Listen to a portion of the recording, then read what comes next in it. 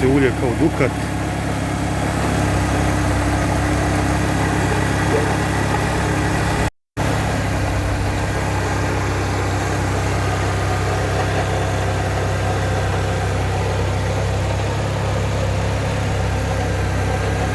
Nigdje nije mastan.